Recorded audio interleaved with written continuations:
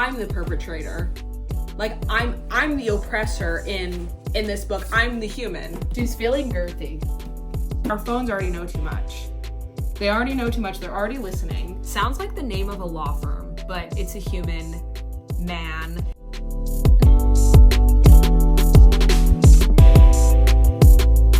Hi, welcome. My name is Leia. In today's video, I am going to be reading through my physical TBR. If you're wondering why all these books are brown, it's because each book is wrapped up, numbered, and I'm using a random number generator to select what book that I'm reading next. This is a part of a video series where I'm trying to get through all of my books before I buy new ones. Let's get into the video.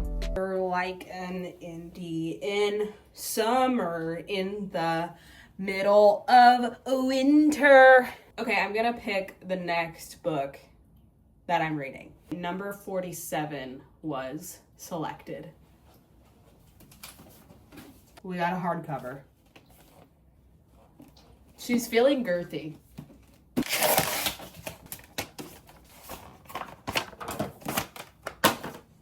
Klara and the Sun. I have no idea what this is about, actually. I thrifted this. I was watching a Jack Edwards video one time, and I remember him mentioning this book. And then I went to a thrift store and I saw it there. It felt like fate that I needed to read it. So I bought it, and obviously haven't read it yet. So this is gonna be the next book. I truly have no idea what I'm getting myself into, but I think that's kind of fun. Okay, anyway, I'll check back in once I actually start reading.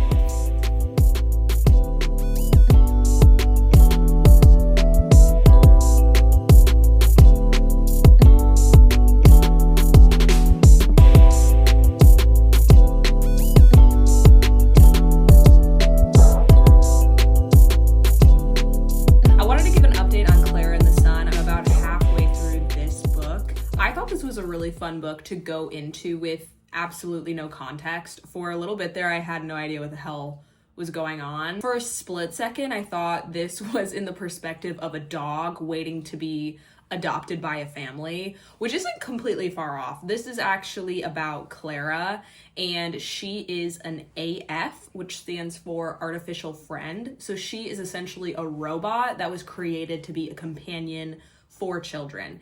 And in the beginning of the book, she exists within this store, and she's essentially waiting to be purchased by a family. Klara is unique from the other AFs because she is extremely observant. So she spends her time looking out the storefront window, and she's observing humans on a busy street interact with each other, and she essentially tries to understand their emotions and their behaviors and essentially like figure out why humans act in the way that they do. Klara does eventually get like adopted, I guess, by a family. I really don't think that's much of a spoiler. Like, she's not just gonna sit in a store the entire book, but we're getting like bits and pieces of this family's lore. I do think there's something sinister that's gonna happen. The family that purchases Klara consists of a mother and a daughter, Josie. So Klara is Josie's companion. So far, I am really empathizing with Klara. I mean, like, obviously I'm going to empathize with the perspective that we're following, so that makes sense. But Klara is a robot, and she is interacting with a lot of humans now that she has moved in with the family, and people are mean to her for no reason. Well, they're mean to her because she's a robot and they think of her as less than, and they also assume that she doesn't have emotions, which she does, because she even tells the mom, I do feel sadness, I do feel whatever emotions. I can't even think of another emotion, but she feels them. And it's pissing me off because in the beginning of the book, she like observes people to the extent where it's like they're smiling, but I can see sadness in their eyes. They're happy, but I can tell like there's something holding them back. And I'm like, wow, to be a human is like kind of beautiful. And I thought it was like really, really wholesome. And then Klara starts actually interacting with the humans. And I'm like, oh, that's right. Humans actually suck ass. It is kind of making me self-reflect a little bit though, because I'm getting pissed off because these children that she's interacting with, and even the adults, are a to her for no reason. She's just trying to understand not only the command, but she's trying to understand the world. She's like thrown into this. She's never even been outside. She lives in a store, and now she's being thrown into social situations, and she's figuring it out. She doesn't know what to do. It's like taking a baby. That's not the same. Whatever. She's just trying, and she does have feelings, but it is making me self-reflect a bit, because now I'm like considering all the times where I'm like, I don't know, hanging out with people, and all of a sudden like Alexa starts talking. I'm like, Alexa, shut the up. I'll be like, Alexa, turn the volume down, and she'll be like, now playing country hits. I'm like, I didn't say that, you dumb ass. Oh, I'm the perpetrator. Like, I'm the oppressor in this book. I'm the human. Like, if I would be the person that I hate, you know? It's a humbling feeling, and I am self-reflecting, and it is making me consider maybe I should be nicer to Siri. I am really liking it so far. I like his writing style. It's like we're understanding the world along with the main character, which I think is kind of cool. But yeah, I love Klara, and I would die for her. She also loves the sun. Oh, hence the title. Anyway, so I'm reading that, and I'm also reading The Let Them Theory. Let me go get it. I won't be lazy. I'm also reading The Let Them Theory. This wasn't technically a book on my physical TBR. I'm reading this because it's what we chose for my book club that I'm in with my friends. And so I'm just going to incorporate it in this video, because why not? I actually like this a lot more than I thought I would.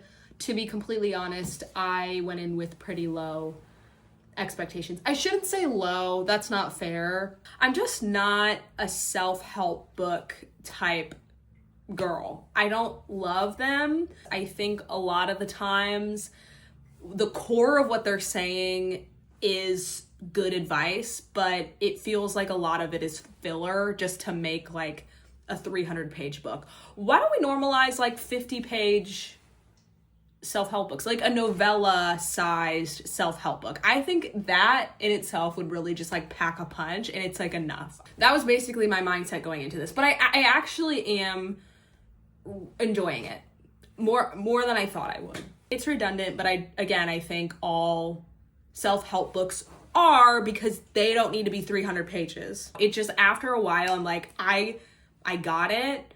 I got it 50 pages ago, and I'm still getting it now. Oh, let them. Like, oh, they took a shit in your shoe? Let them. I promise I am liking it. I feel like I'm just like dogging on it, but it is kind of helping. I do think that there were like a couple chapters that I could see myself going back to.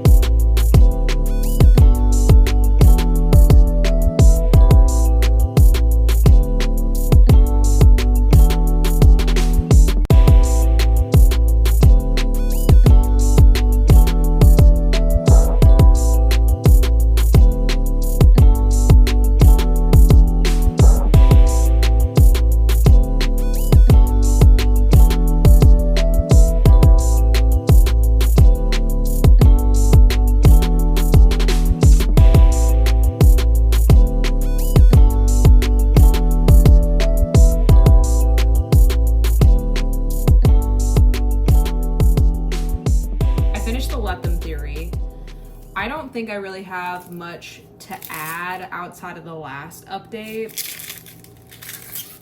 I think the book was good. I do think after a while it felt a little redundant. I feel like I did get some good advice out of it, but it wasn't that different from other books that I've read that are very similar. I think I have issues with self-help books in general because they're not all-encompassing as much as they try to like market that they are. I just feel like I constantly have that in the back of my mind where I'm like, this wouldn't apply to a person in this specific situation. And so I do think there's really only so much that a self-help book can actually help. I just think with these types of books, like, you know if it's going to work for you versus if it's not going to work for you. Like, if you suffer from like severe depression, a self-help book isn't going to, unfortunately, get you out of that depression. Ew. I don't think it's as bad as everyone dogging on it is making it seem, but I also don't think it's like a life-changing tool like it's marketed to be. It's good advice. I think reading it put me in a headspace to work on myself, which I do think is like half the appeal. Like, even if the book itself isn't saying anything super revolutionary, it is getting me to think about things that I need to do in my life to make me the best version of myself. So like, that, in those aspects, I did really enjoy the book. Overall, I just rated it 3 stars. I thought it was a good book. So then I read Klara and the Sun. Klara and the Sun did take a dark turn, but it wasn't the dark turn that I was expecting. Once I finished the book, I just like stared at a wall and felt fear for the future.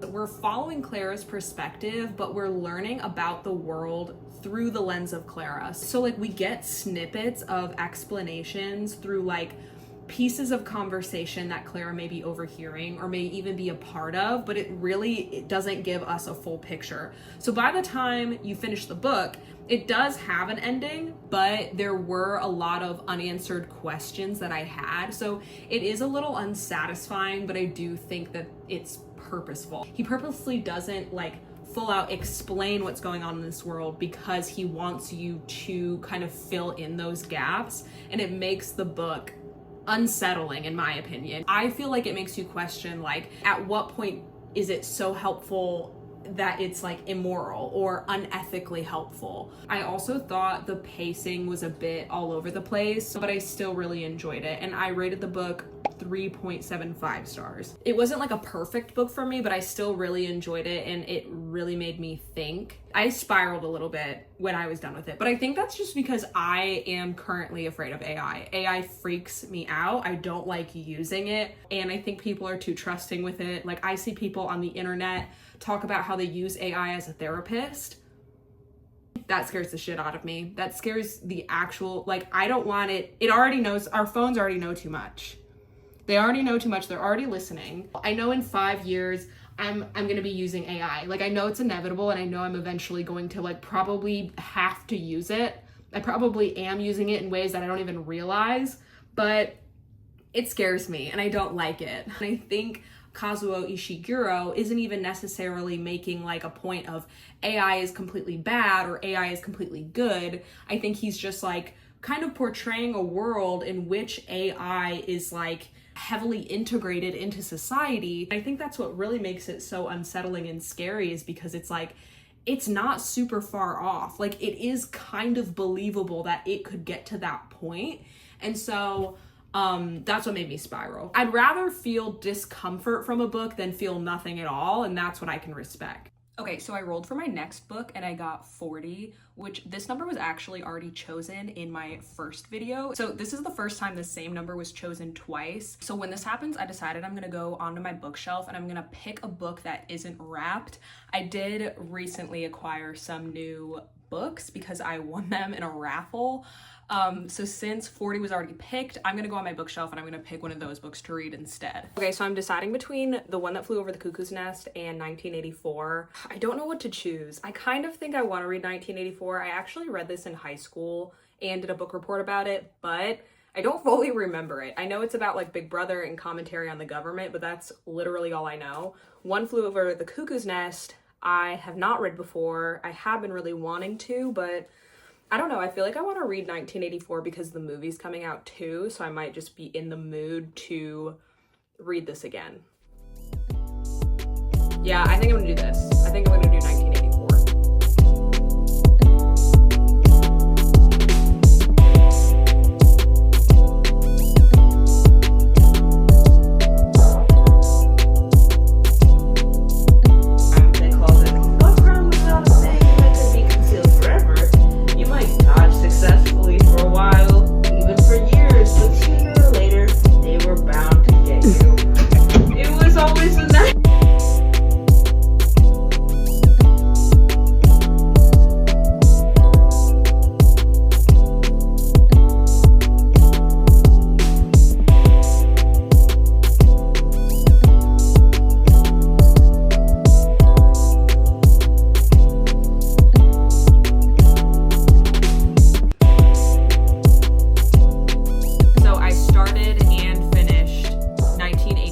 George Orwell. In this book, we're following Winston Smith, which sounds like the name of a law firm, but it's a human man. He lives in this like dystopian world that is run by a like totalitarian government known as Big Brother. And Big Brother is constantly watching and has essentially complete control over all of its citizens. So it controls like the type of media that they're consuming, where they work, how they live.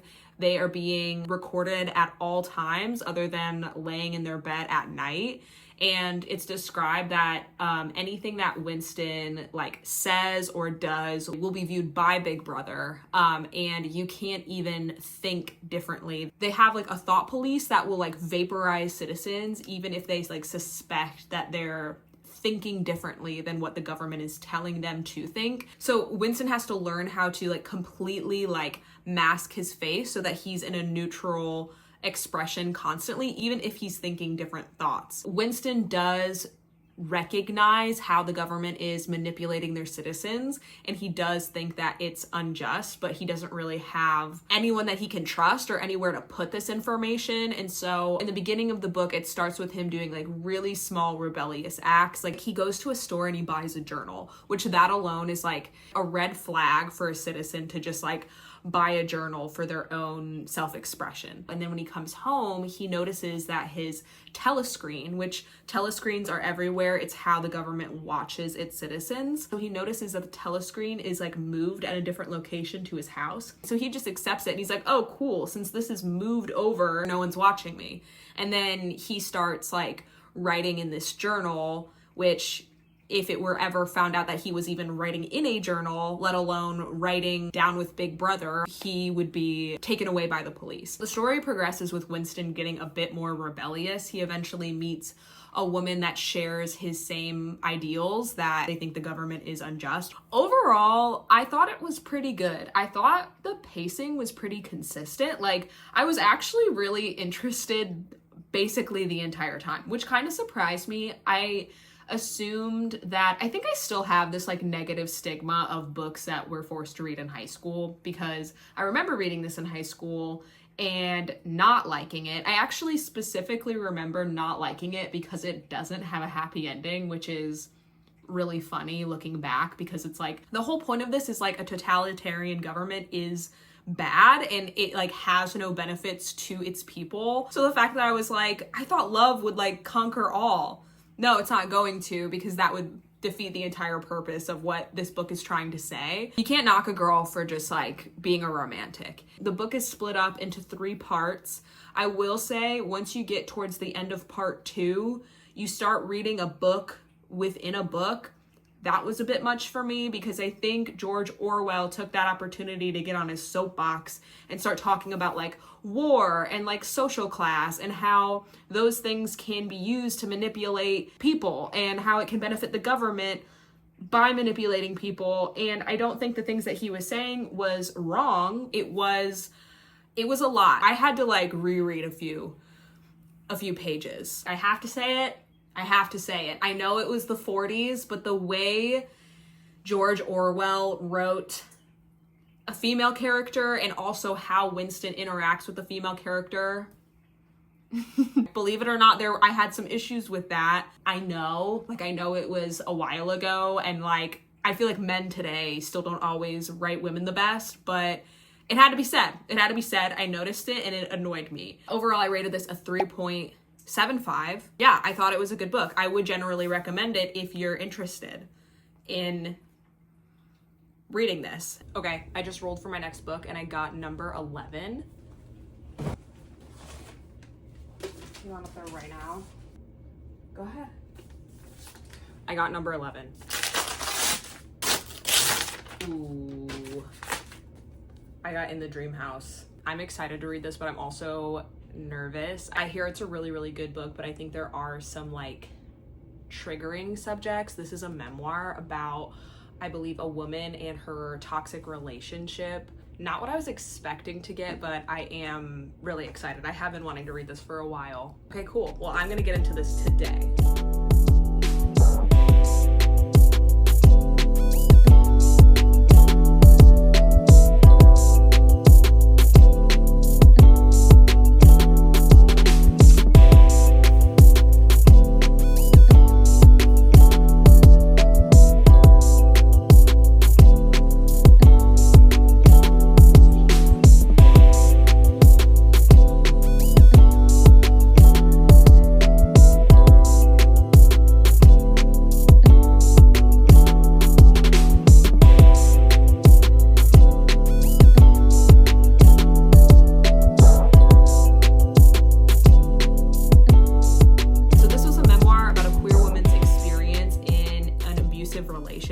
I thought it was written very well. Her writing style, I think, is very poetic. I thought it was beautiful, honestly. Like, I really liked the way that it was written. I also thought the formatting of the book was really cool. So instead of like chapters, it's just a title and then an excerpt relating to that title. Dream house as naming animals. This excerpt, she talks about how God assigned Adam to name animals that he created, and how she empathizes and relates to Adam because he has to identify things that he has no context of, which she relates to in her abusive relationship, where she couldn't name what was happening because she had no context as to what was going on. There's also another part in the book that's like a choose your own adventure. So it'll say like dream house as choose your own adventure. And then she outlines an instance in which her girlfriend was having an episode and was like honestly being really scary.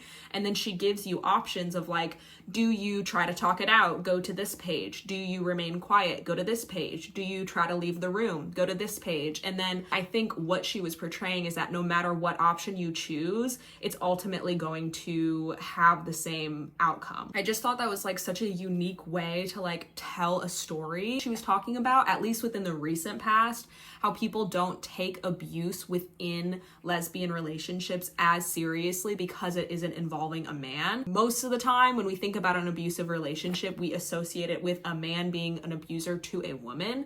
And so she said that that was something that wasn't even talked about until I think like the 1980s. For example, she had another excerpt where she was talking about how she had this friend in high school. She would like act differently around her friend, or her friend would incite different feelings within her, and she didn't understand what was going on at the time. But then in adulthood, she was like, oh no, you just had a crush on a girl, but back then that wasn't something that was normalized, so like you just didn't know what to do with these feelings and you didn't know what they were. Like then she like uses that as an example of like why she may have like stayed within the abusive relationship, because at the time she just like she didn't understand it because she had no context as to what was going on. She even said at the time when she would like search on the internet the behaviors of her ex-girlfriend, like barely anything popped up. And it's kind of crazy because it really wasn't that long ago. Like I think this woman is in her mid-30s, you know? So like it's just kind of insane how far we've come, but also how much farther we still have to go. I like reading stuff like this because I feel like it puts me into someone else's perspective. I understand why stories like this can make people more empathetic or make people more understanding or even a little bit more open-minded. Anyway, I did really enjoy it. I'm not gonna rate it because I don't want to, but I would highly recommend it. Obviously check trigger warnings though. That's gonna be the last book for this video. So if you've made it this far, thank you for watching, and I will see you next time.